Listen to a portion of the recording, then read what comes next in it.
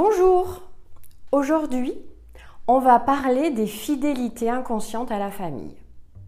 Vous allez voir comment un fonctionnement, un événement familial dont vous n'avez même pas conscience peut gérer votre vie à vous. Une cliente vient me voir et me dit « Je ne comprends pas. Je suis seule. Chaque fois que je rencontre un homme avec lequel ça pourrait être merveilleux, duquel je tombe amoureuse, je sens qu'on pourrait construire quelque chose, ça ne marche pas. Par contre, chaque fois que je rencontre un homme dont je ne suis pas vraiment amoureuse et j'apprécie quand même, mais je ne me vois pas finir ma vie avec, là, il y aurait quelque chose à construire. Donc elle me dit, je ne comprends pas pourquoi ça se passe toujours comme ça. Du coup, on travaille sur son histoire familiale, sur son arbre, et après analyse, je vois qu'elle est en lien avec sa grand-mère maternelle. Je lui dis, vous connaissez un peu l'histoire de votre grand-mère? Elle me dit, oui, un peu, c'est une mamie avec laquelle je m'entendais très très bien et je connais bien sa vie. Alors je lui dis, racontez-moi.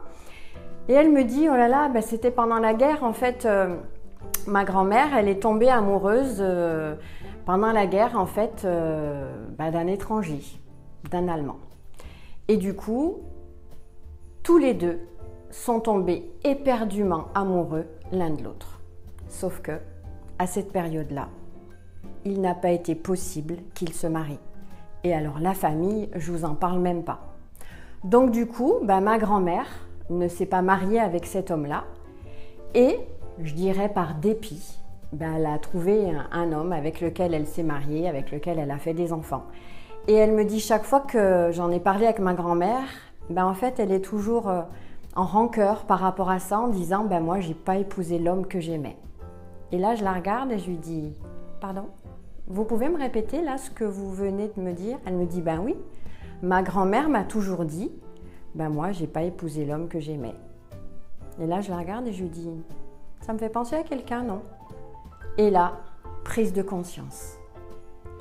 Dans la loyauté et la fidélité familiale, parce que le deuxième indice était que sa maman, sa mère à cette femme qui venait me voir, lui avait toujours dit aussi qu'elle n'avait pas pu se marier avec l'homme qu'elle aimait et qu'elle s'était mariée avec un autre homme.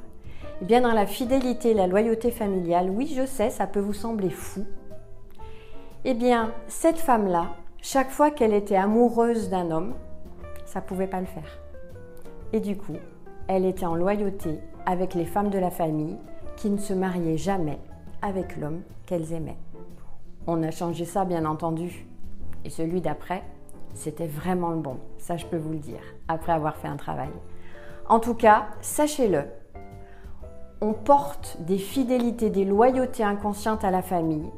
Et en allant chercher et réfléchir, ça peut nous permettre de comprendre notre fonctionnement et puis du coup de dépasser certains blocages ou certaines positions négatives, incompréhensibles jusqu'à présent.